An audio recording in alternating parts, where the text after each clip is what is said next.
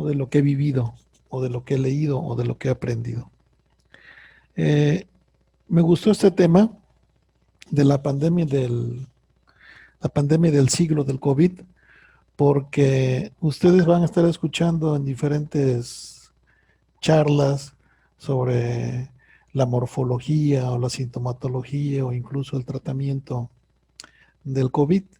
Pero en este foro quiero aprovechar la oportunidad pues para tratar algunos aspectos que no se tratan normalmente en una plática.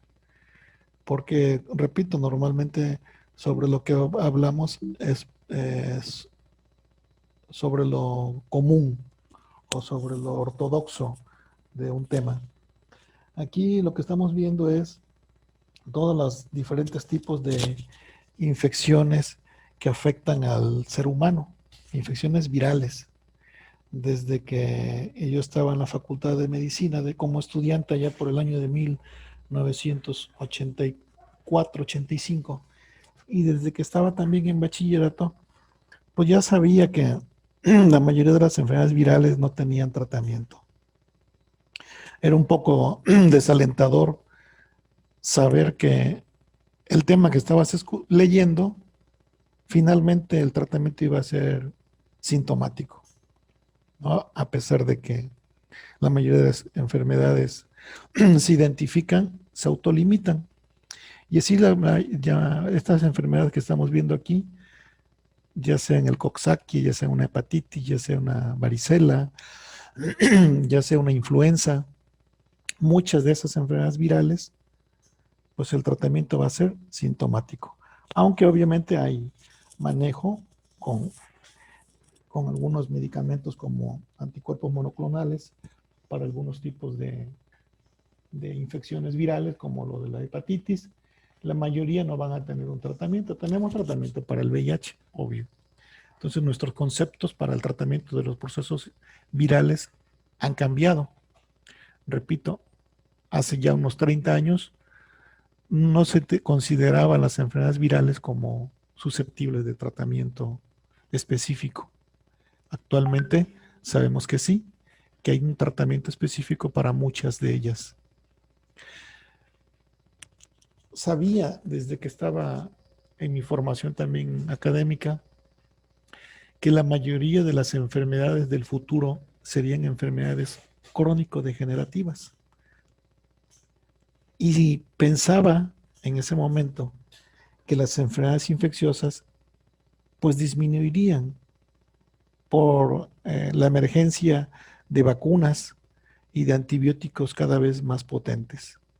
Y obviamente la tecnología haría conocer los diferentes virus, bacterias y hongos, y su tratamiento sería cada vez más efectivo, desapareciendo muchas enfermedades como la misma viruela, que ya quedó erradicada, o enfermedades como la polio, que quedan erradicadas por la aparición de vacunas, o enfermedades como la lepra, que en su momento era unos 2000 años, era muy frecuente, pero actualmente pues es muy raro ver un paciente con lepra, por lo menos en nuestro medio. Entonces da la impresión que las enfermedades infecciosas iban a la baja, y eso es lo que nos decían desde que estaba yo pues, en bachillerato y en la Facultad de Medicina. Sin embargo, y lo pensábamos con la tecnología, como vemos aquí, era obvio y era esperable que la tecnología nos iba a ayudar a controlar todos los procesos infecciosos que había en nuestro medio y que empezaban a surgir. Sin embargo, durante mi internado en el Hospital Naval, en el año de 1989, me enfrento con el primer caso del VIH-Sida. Ya existía antes, pero en Veracruz, por lo menos en el Hospital Naval, llegó en ese año, en 1989, y era pues un problema el manejo como lo es ahora el COVID, porque en esa época en el VIH-Sida no había tratamiento. El paciente con diarrea pues era un paciente que estaba condenado a morir, no tenía mucho que ofrecérsele. Obviamente me dejó una marca porque empezaba una epidemia, una gran epidemia que hasta el momento sigue cobrando la muerte de 2,5 millones de personas al año en todo el mundo. Después, cuando paso a la residencia de medicina interna en el Hospital Lucio de Jalapa, me encuentro con otra epidemia, la epidemia del cólera. Llegaban los pacientes a urgencias con una diarrea espantosa, deshidratados en shock hipovolémico.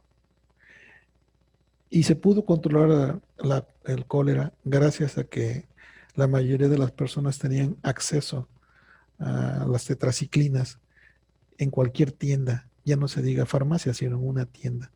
Y cualquier persona pudiera comprar una tetraciclina a la tienda de la esquina y muchos se lograron controlar de su proceso diarreico. Sin embargo, sí fue un problema grave en esa época, 1990-91. Y después me voy a México a hacer neumología y me enfrento otra vez con los casos infecciosos predominantes.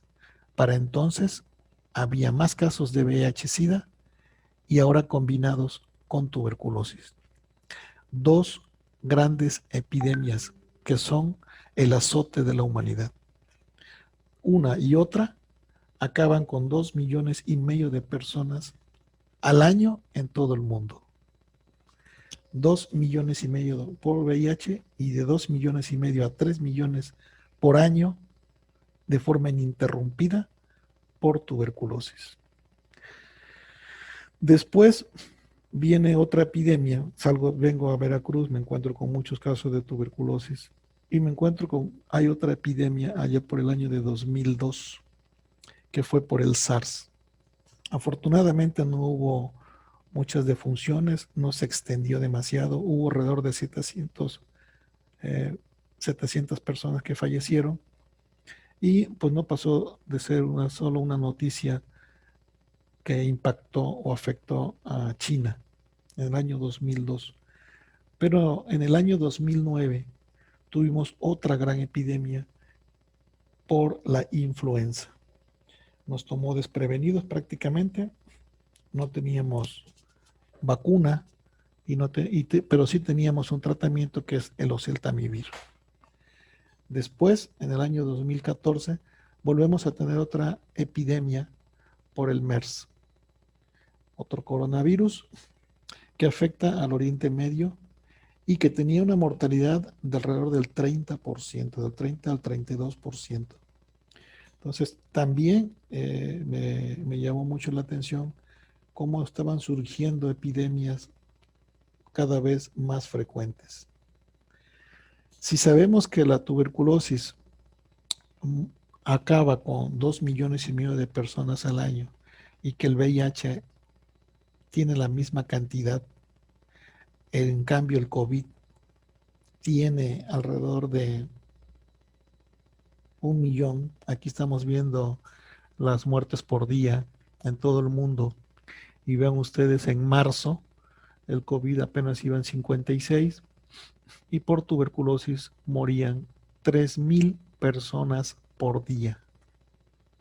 Entonces, dentro de los procesos infecciosos a nivel mundial, la tuberculosis pues ocupa el primer lugar. El VIH-Sida está en cuarto lugar, con 2,100 casos, 2,110 casos por día de defunciones. Ven hasta abajo el MERS y el SARS, el ébola que todavía existen en la zona de África. Para abril, vean ustedes cómo el coronavirus se dispara y llega hasta 1,647 casos por día de defunciones. Mientras que la tuberculosis también se incrementó un poco a 3,000 casos por día. Vemos el VIH se mantiene en cuarto lugar con 2,000. Para mayo, el coronavirus sube y tenemos 2,300 defunciones diarias, comparado con la hepatitis B, 2,400, y la tuberculosis se mantiene en primer lugar con 3.000 defunciones por día. Vemos hasta abajo el H1N1 con 743. Otras enfermedades menos graves como el dengue, 50 defunciones por día. O el ébola, 5 defunciones por día. Vean ustedes aquí en julio, ya para julio, ya el coronavirus ocupa el segundo lugar, con 2.842 defunciones diarias, pero no logró alcanzar a la tuberculosis, que se mantiene en 3.000 casos, 3.014 defunciones diarias. Con todo esto, veamos aquí los últimos datos, son 32.925.668 casos de COVID a nivel mundial, con 995.000 en esa época, en ese momento que tomé esos datos, todavía no llegaba al millón en 188 países. Aquí ya está un poco más actualizado, esta cifra es de hace unos 4 días. Vean ustedes cómo hay 1.011.282 defunciones, perdón, defunciones. En Estados Unidos tienen 206.859 defunciones totales. Brasil 142.000, la India en tercer lugar y tristemente México ocupa el cuarto lugar a nivel mundial en muertes totales, con 77.163 muertes. Vemos el número de casos o número de infectados. Hay 33.832.124 personas que se infectaron por COVID o están infectados en el mundo. Y aquí México ocupa alrededor del octavo lugar, con 738.163 infectados. Si hacemos la división de 138.163 infectados en México y son 77.000 muertes, hay una mortalidad de alrededor del 3%. Entonces es una mortalidad relativamente baja comparado con el SARS, que es del 10%, pero porque es aquí en la población en general. O sea, aquí estamos considerando, no estamos distinguiendo el grupo etario. ¿Por qué entonces esta pandemia la considero la pandemia del siglo? Si en números absolutos tiene menos defunciones que la tuberculosis. El COVID no va a llegar a fin de año a 1,5 millones de defunciones en todo el mundo. En cambio, la tuberculosis, al final del año, serán más de 2 millones de defunciones. Y el próximo año, la tuberculosis seguirá teniendo 2 millones a 2,5 millones de defunciones por año, mientras que el COVID para entonces, ya con la vacuna, ya no aparecerán los registros, seguramente estará en la historia como está actualmente la influenza. ¿Qué es lo que me hace entonces ponerle el título de la pandemia del siglo? Pues porque esta pandemia ha tenido un conjunto de rasgos que la hacen única prácticamente en la historia, por lo menos en la historia reciente. Y una de esas son las contradicciones en las que se caen en el manejo, en el tratamiento y en el pronóstico. Y una de las contradicciones que me llamó mucho la atención, pues fue esta. Uno, pues obviamente lo que ustedes estuvieron viendo en los medios, la falta de promoción del uso de cubrebocas, que en parte tiene razón el doctor Gatell, porque pues él no era muy, no apoyaba mucho el uso del cubrebocas como protector, Y de hecho, el cubrebocas que él está usando ahí en la foto, efectivamente no lo protege al 100% del COVID. Ustedes están viendo aquí 4 tipos de mascarillas N95, la FFP2, que protegen el 94%, y la N100 y la FFP3, que protege el 99.95%. A nosotros se nos ha recomendado y a la población en general utilizar la N95, pero como su nombre lo dice, solamente protege en el 95% de los casos y va a filtrar partículas mayores o por el promedio de 300 nanómetros. Sabemos que el virus del COVID, del SARS-CoV-2, tiene alrededor de 70 a 120 nanómetros. Es decir, en sentido estricto, la N95 no sirve para evitar un contagio por este virus, mucho menos un cubreboca como el que está usando aquí el doctor Gatell. Eso contradice, aquí viene la primera contradicción, con lo que se utiliza en un ventilador. Ustedes están viendo aquí en esta foto, pues lo que es un ventilador, y estos ventiladores en los hospitales se les pone aquí lo que dice este filtro. Entonces aquí viene la primera contradicción. Se les pone un filtro, pero no es un filtro común y corriente, es un filtro viral. Y se le pone filtro viral porque se está consciente que no no puede ser un filtro bacteriano, porque de otra forma contaminaría todo el sistema de ventilación del ventilador y a su vez contaminaría al resto de las personas que estuvieran por ahí. Entonces, sí se utiliza un filtro viral para los ventiladores en general, pero no se utiliza una mascarilla o un cubreboca viral. En general se estuvo promoviendo un cubreboca común y corriente o un N95 que no aísla completamente al virus. Esa es una contradicción.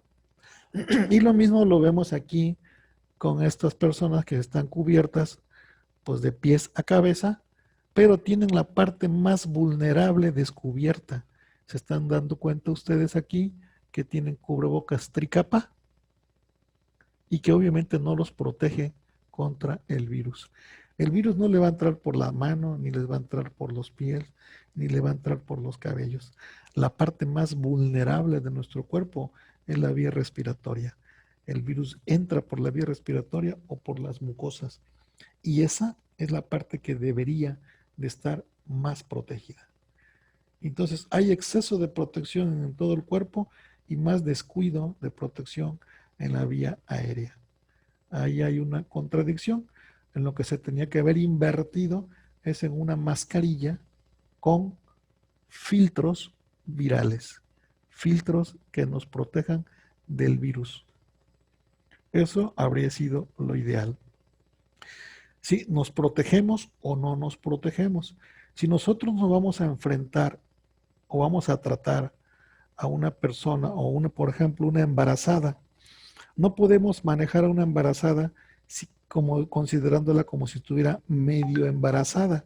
Una persona, una mujer, o está embarazada o no está embarazada. No podemos decir que está medio embarazada. Ese término no existe. ¿Está enferma o no está enferma? ¿Tienes o no tiene diabetes? No existe el término, aunque sí se usa eso de prediabetes. ¿Eres o no eres? ¿Tienes o no tienes una tuberculosis? No hay término medio. Lo mismo término medio no existe en el embarazo. ¿Estás o no estás embarazada? Y si estás infectado por COVID, ¿lo estás o no lo estás infectado? Y si estás infectado, debes de protegerte y debes de protegerte completo. Y si no estás infectado, pues no tiene caso que te protejas. O sea, la protección no puede ser a medias, medio protección para una medio infección. No te puedes medio proteger con un cubreboca tricapa porque tu paciente está medio infectado. Si está infectado, te proteges totalmente. Si no está infectado, una protección con tricapa no es necesario. Entonces, los términos medios no son útiles en un proceso infeccioso como aquí. Entonces, si nosotros nos enfrentamos en la consulta externa con un paciente como este que ustedes están viendo acá, o te proteges completamente o de nada te va a servir medio protegerte. Aquí estamos viendo un caso que vi, por ejemplo, uno de los primeros casos que veo en la consulta, y ustedes ven una radiografía como esta y no pueden descartar del todo que se trate de un COVID. Tiene un patrón intersticial bilateral, y tiene reacción pleural, sobre todo acá del lado izquierdo, tiene engrosamiento de la pleura, tiene reacción pleural acá del lado derecho, pero tiene todo este infiltrado intersticial bilateral que se sobrepone a una patología crónica. Esta paciente tiene patología crónica y lo estamos determinando por el engrosamiento de las pleuras que están acá, región apical del lado izquierdo, y acá también en la región apical, y el desplazamiento o la retracción del mediastino hacia el lado izquierdo. Aparte, como esta inflamación o pleuritis en la cisura menor del lado derecho. Todo el infiltrado intersticial nos habla de un problema agudo y la reacción pleural nos habla de un problema crónico. Tú te enfrentas a un paciente como este en la consulta y no puedes descartar que se trate de un COVID en una persona ya previamente enferma, o sea, en un neumópata. Necesitas protegerte completamente. Entonces, esta epidemia, el por qué se trata de una pandemia del siglo, es porque se ha caracterizado por aspectos como la improvisación. No hay preparado nada y cada día o cada semana salen nuevas medidas, nuevos tratamientos, nuevas recomendaciones. Se improvisa en todo. Se improvisa en el manejo, se improvisa en los mecanismos de traslado, se improvisa en la solicitud de los laboratorios, se improvisa en la elaboración de un expediente. Todo es improvisación y es una de las características de esta pandemia. Otra característica que he notado es la ansiedad. No la ansiedad por estar encerrados. Hay mucha gente que puede estar encerrados y se distraen con la tecnología. Es la ansiedad cuando te das cuenta que no hueles. La ansiedad cuando estás comiendo y la comida no te sabe a nada. O la ansiedad cuando tienes un poco de dolor de garganta. O la ansiedad cuando te subió la temperatura a 38. En ese momento te urge una consulta con un médico. Entonces, la mayoría de las personas, contrario a otras enfermedades, aquí tienen premura y tienen urgencia de una consulta por un síntoma que no siempre es urgente. Una cefalea o un dolor de garganta. Entonces, algo que ha caracterizado a esta pandemia es la premura de las personas por conseguir atención médica inmediata ante síntomas que no son tan urgentes. La ansiedad acompaña a esta pandemia. Y la otra son las paradojas.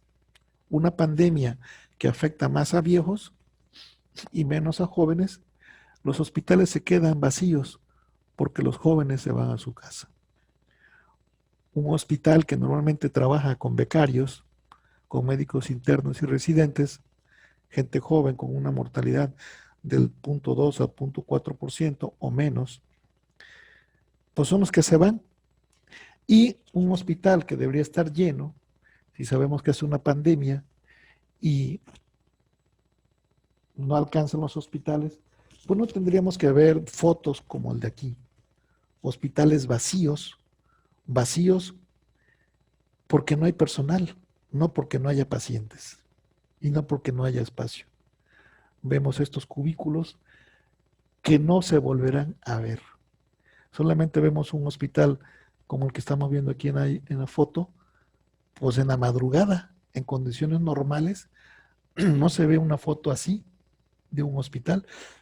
Siempre va a estar una persona ahí parada, siempre va a estar un camillero, siempre va a estar una enfermera, pero no así. Estas son imágenes de una pandemia que corrió a todo el personal a su casa. Vemos esto, un cubículo en plena tarde, a las 3 de la tarde, de un hospital, servicio de consulta externa, completamente vacío. ¿Dónde están los enfermos? Pues la paradoja de esta epidemia es que los enfermos están en sus casas. La mayoría de los pacientes que se enferman o se enferman y se siguen enfermando de COVID, la mayoría, posiblemente un 60 o 70%, no se atienden en hospitales, se atienden en sus casas. Una cosa que ha dado esta pandemia es el terror a ser hospitalizado. La gente tiene miedo, tiene terror de ir a un hospital. Por un lado, por el otro, los hospitales no tienen la capacidad para atender esta enfermedad por las características propias de esta enfermedad. Los hospitales se han cerrado y básicamente se han reconvertido para tratar únicamente al COVID. Pero ha ocasionado esto, grandes espacios desocupados. Vemos camas que no deberían de estar desocupadas, deberían de estar con pacientes COVID. Vemos cubículos como este, que se lograron cerrar ya después de que fueron ocupados por COVID, pero se ponen con candado, algo que tampoco vamos a ver tan frecuentemente. Después de que estuvo siendo utilizado para un área COVID, se desinfecta y se cierra. Hay verdaderamente terror por el virus. Este virus ha ocasionado miedo y terror, no nada más en la población abierta, sino en el personal médico. Es obligado que la gente no entre ahí por el miedo a infectarse. Algo que tampoco hemos visto, vean ustedes aquí, un elevador que se utiliza para residuos peligrosos biológico-infecciosos, también se utiliza para atención COVID. Es un elevador exclusivo prácticamente para estos dos servicios. Ver señalamientos como estos en un hospital obviamente impacta. Marcar que no debes de pasar porque es una zona restringida para COVID, o un señalamiento en el piso como este, o en un elevador que te indica la separación entre las personas y la persona que tiene que estar dirigida su cara contra la pared.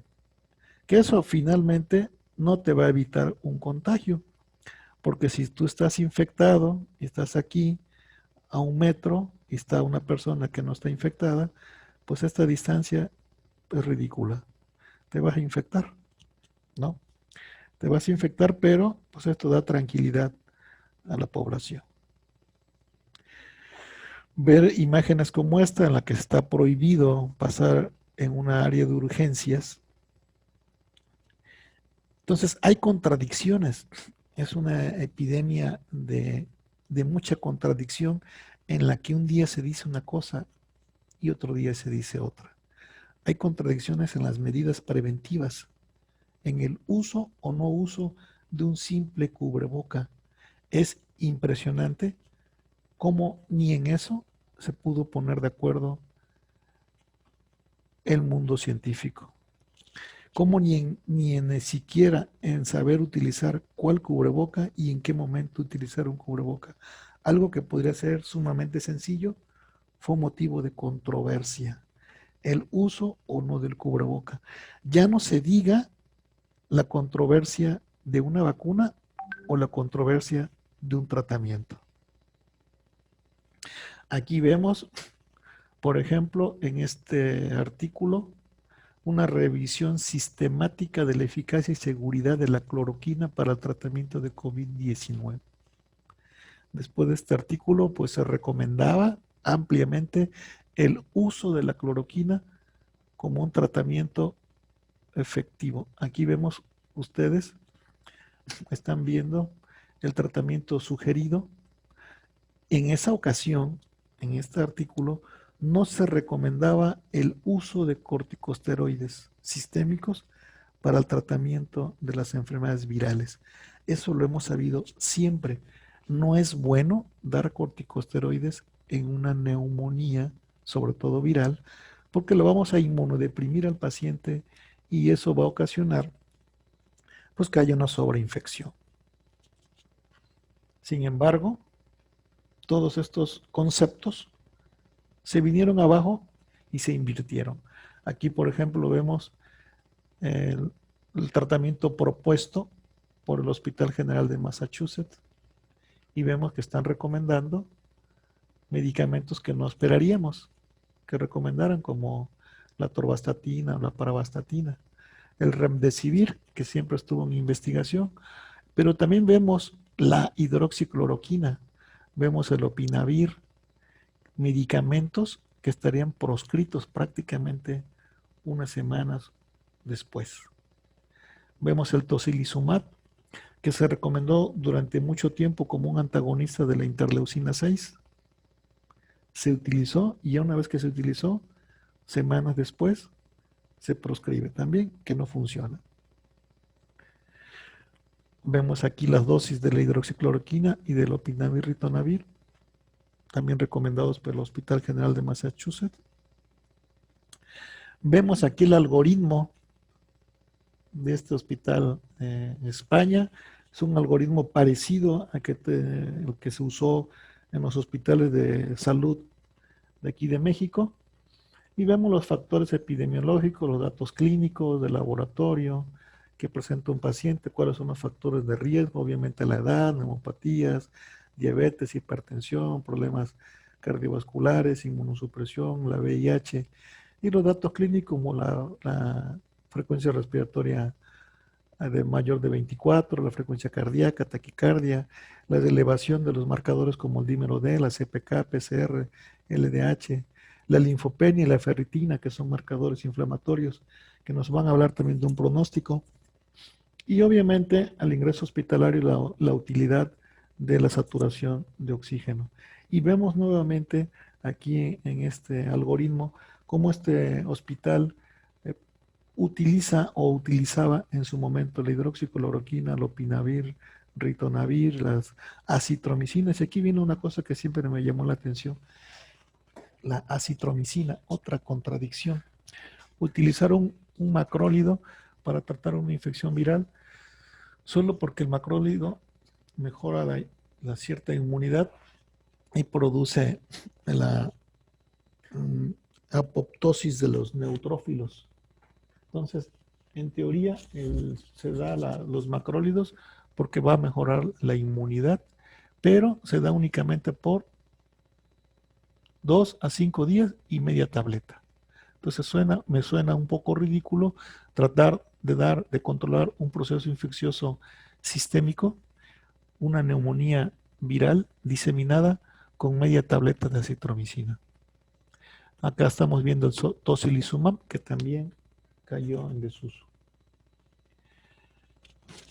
Entonces, una gran lucha que ha habido con esta pandemia ha sido poder ponernos de acuerdo en cuál es el tratamiento para el COVID, cuál es el consenso. Increíblemente, el consenso que más coincide la población es en el uso de esteroides y anticoagulantes. ¿Quién lo pensaría? Utilizar un esteroide en un paciente con neumonía viral y utilizar un anticoagulante por el factor procoagulante que tiene la neumonía viral.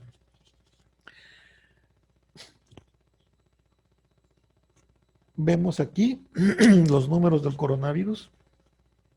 Vean ustedes cómo la letalidad se incrementa de forma exponencial con la edad.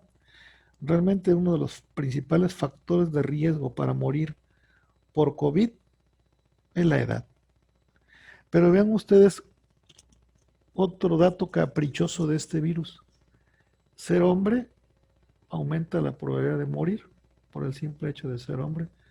Y enfermedades como las cardiovasculares, la diabetes, la hipertensión y el cáncer nos dan una mortalidad de hasta el 10%. Eso también era un motivo para que se hiciera un reacomodo del personal que trabajaría en los hospitales. Entonces, desafortunadamente, por el mal manejo de la pandemia en los hospitales, por el uso incorrecto de los equipos de protección, es que México ocupa el primer lugar en muertes del personal médico a causa del COVID. Aunque México no tiene el mayor índice de infectados ni la mayor mortalidad en general, sí ocupa el primer lugar en muertes de personal médico. Vemos aquí las muertes de trabajadores de la salud por COVID y es un vergonzoso primer lugar. Entonces, esto habla del mal manejo de la epidemia a nivel hospitalario. Obviamente los médicos y enfermeras, todo el personal de salud, utilizando un equipo inadecuado, tratando de evitar el contagio de sus pacientes. La otra cara de la pandemia es el impacto que ha ocasionado a nivel laboral. Aunque no han fallecido tantas personas como una tuberculosis o como un COVID, sí ha tenido efectos colaterales. Muchas personas han muerto por cáncer, por falta de atención. Muchos han fallecido por alguna cirugía o por alguna urgencia abdominal o por algún traumatismo craneoencefálico o por alguna cardiopatía isquémica que no se pudieron atender en un hospital que estaba vacío. O algunos pacientes con insuficiencia renal que fueron rechazados por la sospecha de un COVID asociado al tener un dolor faríngeo.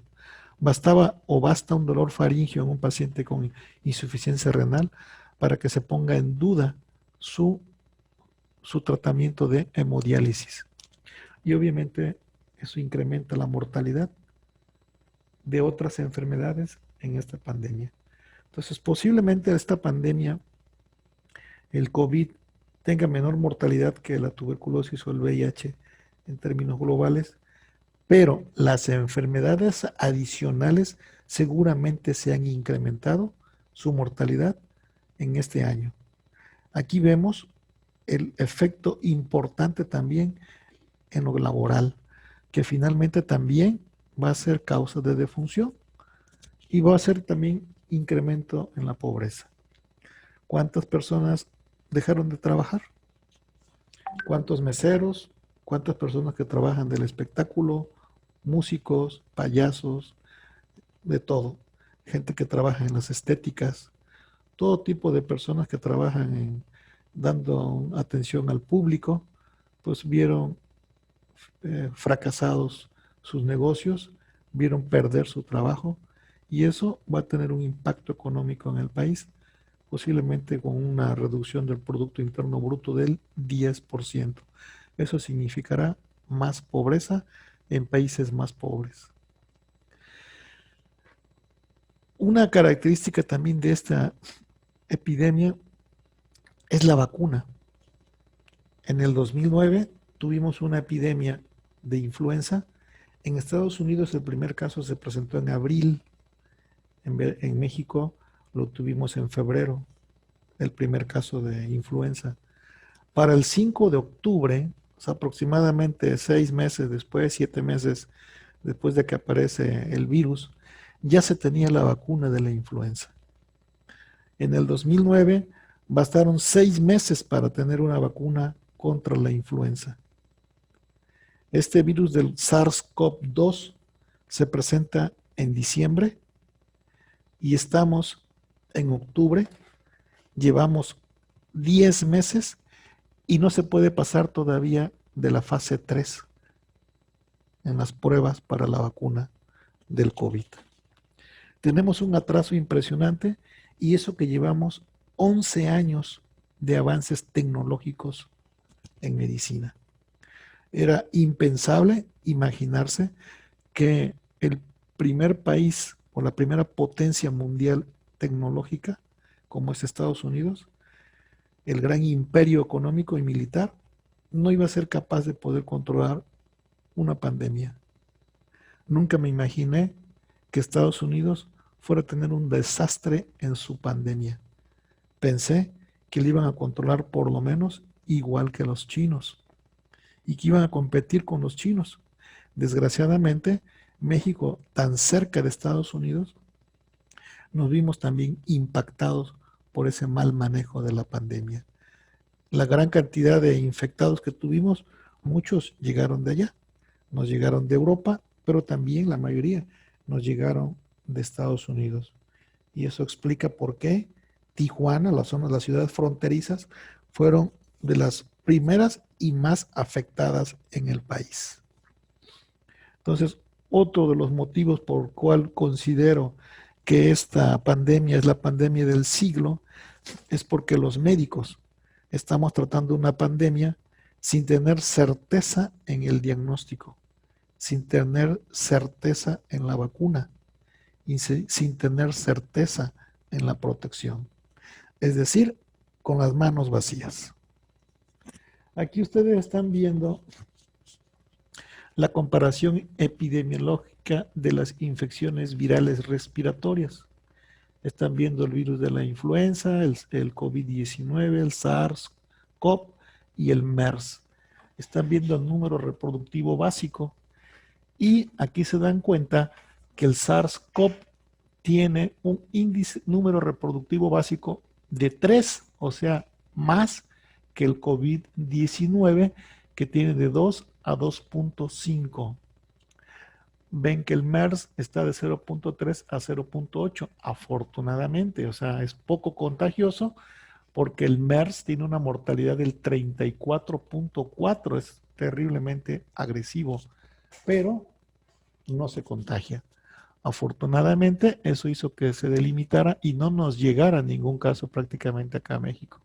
El SARS, por el contrario, con un número reproductivo básico de 3, tiene una tasa de mortalidad del 9 al 11. Y el COVID, con un número reproductivo de 2 a 2.5, vean que tiene una tasa de mortalidad del 3.4. ¿Por qué entonces el COVID sería la pandemia del siglo? Pues esta es la causa. Aquí ustedes están viendo la historia la historia de las pandemias y están viendo las grandes plagas que tuvimos como la viruela, la plaga bubónica, el cólera, la fiebre amarilla, la influenza española, la rusa de Hong Kong y hasta acá abajo vemos el SARS, el ébola y por último el COVID. Y en esta gráfica ustedes están viendo que la gran diferencia entre estos y el COVID simplemente es el tamaño. Y lo mismo lo ven acá. Ven los diferentes virus de las principales plagas que han azotado a la humanidad y ven que el COVID está acá perdido, no aparece, solamente compite con él el ébola en cuanto a tamaño. Solamente que el ébola tiene o se transmite con las secreciones o fluidos corporales, principalmente con la sangre. Es decir, su mecanismo de transmisión no es aéreo. Entonces, por eso el tamaño del COVID, perdón, el tamaño del virus del ébola, pues no nos afectó tanto. Entonces, aunque es un virus muy pequeño, pues no es un virus respiratorio. Tiene una alta mortalidad, pero no es respiratorio. Esa fue nuestra ventaja. A diferencia del COVID, que es un virus impresionantemente pequeño, de los más pequeños en la historia, y sí es respiratorio. Y eso hace que este virus se transmita por la vía aérea. No es necesario que la persona tosa, basta con que la persona respire. Diríamos que es la primera vez en la historia que un virus se puede transmitir únicamente con la respiración. No hace falta que la persona tosa, ni siquiera que tenga flema, o sea, las gotitas de flujo que normalmente vemos o describimos en infecciones como la tuberculosis. El paciente con tuberculosis pues necesita toser para poder expulsar el bacilo y que se deposite en otra persona. El virus del SARS-CoV-2 basta con que la persona respire. Y eso explica lo que ustedes están viendo aquí. La creación de esta caja para intubar al paciente. El tamaño del virus complica y complicó toda la maniobrabilidad en un hospital. Ustedes están viendo que para intubar a un paciente no basta con que el médico se ponga su careta y su cubreboca. Se aísla y le pone este aparato al paciente para que el virus no se le vaya a la cara, porque seguramente se va a contagiar. Aunque el paciente esté sedado y relajado, si ventila un poco, el anestesiólogo o el médico que va a intubar al paciente correrá el riesgo de contagiarse. Vean ustedes a lo que obligó el tamaño del virus. Se tuvieron que crear diferentes guías operativas, en este caso una guía operativa para el traslado intra e interhospitalario de personas sospechosas y confirmadas de COVID. Esto que se ve aquí no se vio con ninguna otra enfermedad. Trasladar al paciente con esta protección, con este aislamiento, con esta cápsula de transporte, para evitar que mientras el paciente respire, se extienda su aliento a las personas con las que va conviviendo. Entonces prácticamente es una cápsula de aislamiento. Sin embargo, sí tiene algunos orificios a los lados y por ahí se puede fugar el virus. Pero a esto obligó, y esto es lo que nos habla del riesgo o de la gravedad de este virus. La fácil transmisibilidad, la fácil forma de contagiarse. Pero eso es lo que complicó todo en esta pandemia, al grado de que el paciente fallece y vean cómo se tiene que cubrir la caja, o incluso el paciente fallece y se tiene que cremar. Entonces, eso cambió toda la mecánica. Por eso el familiar tenía terror o tiene terror de acudir a un hospital a hospitalizarse por COVID, porque no volverá a ver a su familiar, porque se ingresa al área COVID y los informes los dará un médico que no va a ver al paciente cara a cara. Si el paciente fallece, se le entregarán cenizas o se le entregará en una caja como aquí, completamente sellada, y no podrán hacerle su funeral. Aquí vemos las dificultades para la atención médica en un triage respiratorio de un hospital regional. Es complicado tanto para el familiar como para el médico poder dar informes con una mascarilla y sin contacto con el paciente. Entonces, el hecho de dar informes de un paciente, un médico que no está atendiendo al paciente, desde ahí empieza la complejidad de esta pandemia. Uno es el médico que atiende al paciente dentro del área COVID, otro es el médico que está fuera del área COVID normalmente y es el que da informes vía telefónica a los familiares. A veces puede ser también el médico del área COVID el que dé informes, pero entonces se complica porque no puede meter un teléfono, o si el teléfono entra tiene que estar protegido. Aquí vemos otro de los problemas para el manejo de esta pandemia, es el manejo del expediente. El expediente que está dentro del área COVID no puede salir. Entonces, normalmente o se atiende o se tiene el expediente dentro del área COVID o se tiene fuera. Pero si el médico que está adentro pone la nota, no va a poderse comunicar con los médicos que están afuera, que son los que dan los informes.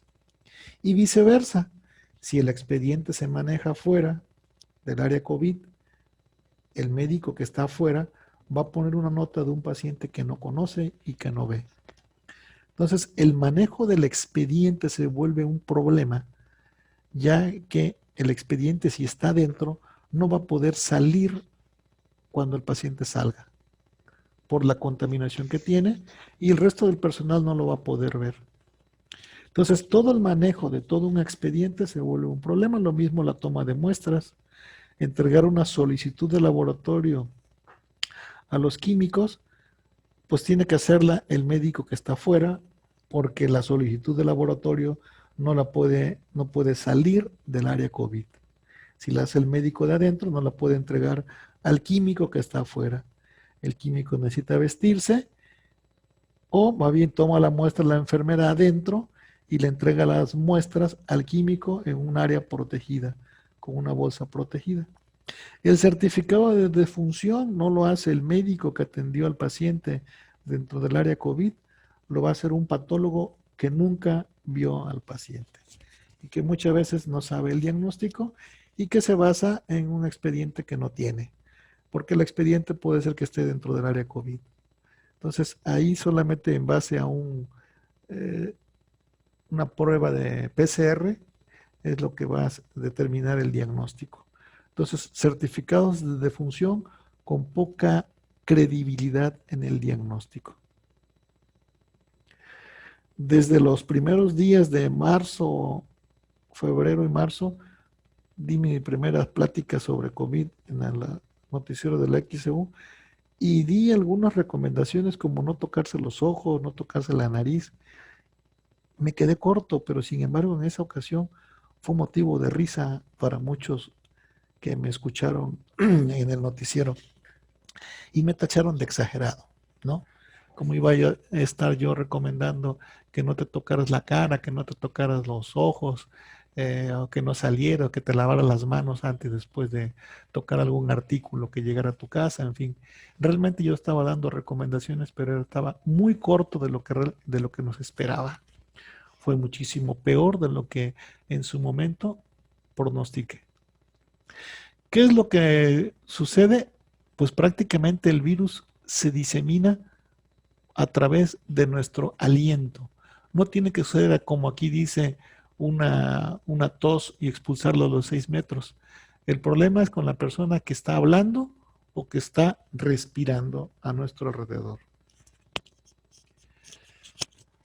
El cubreboca entonces sí nos ayuda, pero no evita el contagio al 100%. Ustedes están viendo aquí como el portador COVID y la probabilidad de contagio. Por ejemplo, si el portador COVID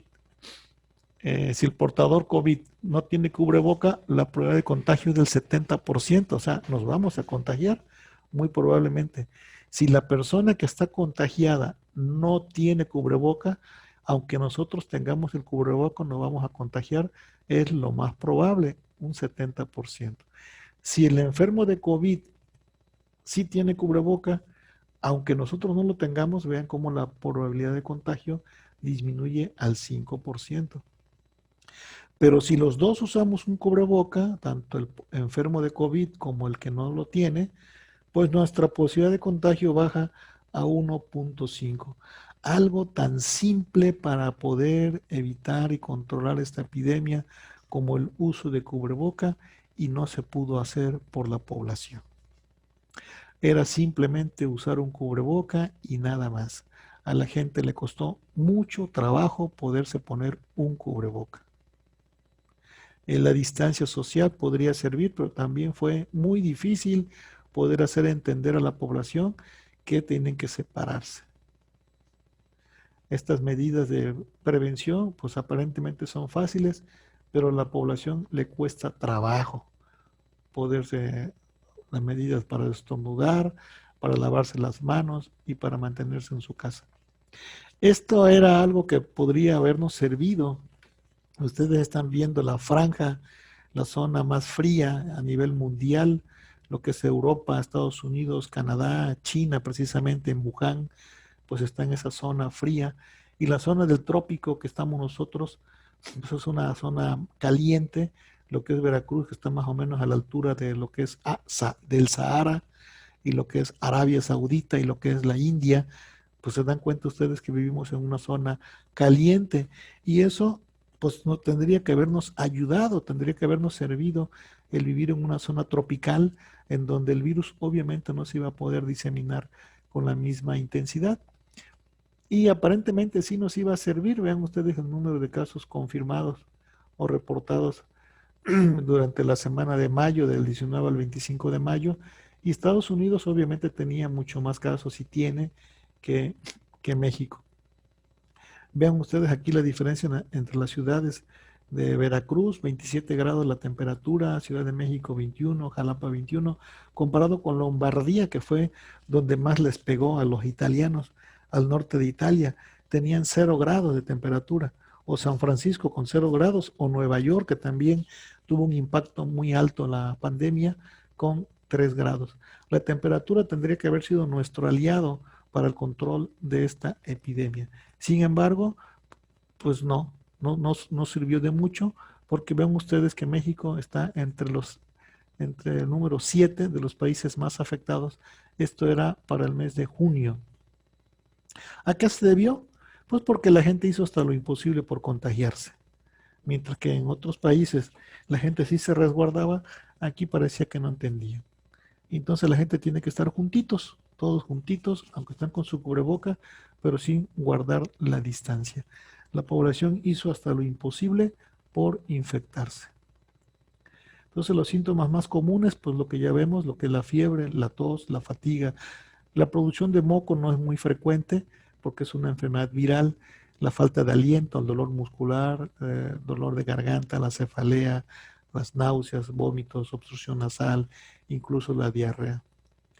Y los síntomas que persisten después de la recuperación del COVID, pues son varios, entre esos la pérdida del olfato, puede haber dorsalgia, puede haber dolor abdominal, puede haber parestesias, es un virus neurótropo que va a dar síntomas neurológicos como la misma cefalea o las parestesias o la dorsalgia, es un síntoma persistente, el dolor de pecho o dolor de espalda y la hiperreactividad bronquial, que eso es casi invariable de todos los virus respiratorios. El paciente queda con cierto porcentaje de hiperreactividad bronquial.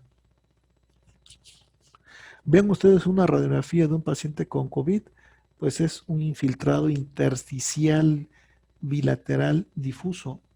Entonces prácticamente es un 5% de lo que tiene de capacidad pulmonar en este caso.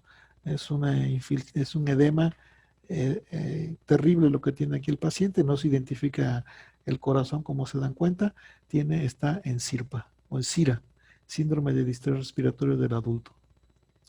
Aquí ustedes vean cómo empieza apenas el COVID, un 5 a 10% de afectación. La característica del COVID es que afecta más las regiones posteriores. Pequeño derrame pleural, pero básicamente es una zona de condensación predominantemente en los segmentos posteriores. Vean aquí, y esto es lo que explica por qué el paciente mejora en la posición prona. Cuando el paciente se pone boca abajo, pues va a mejorar la oxigenación porque la perfusión se va hacia las regiones anteriores. Si el paciente está boca arriba, o sea, en decúbito dorsal, pues las partes mejor perfundidas van a ser las partes posteriores, pero como están afectadas, o sea, la ventilación está afectada, entonces va a estar desaturado. Si el paciente se pone en posición prona, entonces las partes mejor perfundidas serán las partes de la língula y el lóbulo medio. Por eso el paciente mejora, el paciente con COVID específicamente mejora cuando se pone en la posición prona. No todas las infecciones virales son como en este caso predominantemente en segmentos posteriores. La influenza es más irregular y más diseminada. Vean ustedes aquí, tiene un vidrio despulido, es bilateral y es en parches. Aquí sí se ve afectada tanto el lóbulo medio como la língula y las partes posteriores y un poco de engrosamiento de la pleura del lado derecho en esta zona, en la parte derecha. Vean ustedes la curva que teníamos del COVID en los primeros en los primeros días fines de días del mes de mayo, como vemos la curva que estuvo en China, que no causó mayor impacto. Y acá en México, en América, en la curva de todos los casos en América, cómo la curva se fue incrementando. Vemos aquí, ya para septiembre, cómo la curva tiende a disminuir, tanto los casos como la mortalidad. Sin embargo, tenemos una amenaza. Esta es la curva de lo que sucede en Europa. Y ven ustedes cómo vuelve a haber un pico en número de casos, pero afortunadamente, la mortalidad ha disminuido. Aunque hay más casos, vean ustedes que volvió a haber un pico en el número de casos de COVID en Europa. Sin embargo, la mortalidad ya no aumentó igual. Ya la mortalidad se mantiene disminuida, alrededor de 5.000 muertes. Eso significa que muchos de esos casos que se infectaron son de reinfección posiblemente. Bueno, eh, tenemos una pandemia que nos ha durado de 7 a 8 meses. Realmente ha probado todas nuestras capacidades de tolerancia y de paciencia y de organización. Pero al final de la tormenta vendrá la calma. Tenemos que tener paciencia y tenemos que seguir en el mismo plan de protección. Gracias por su atención.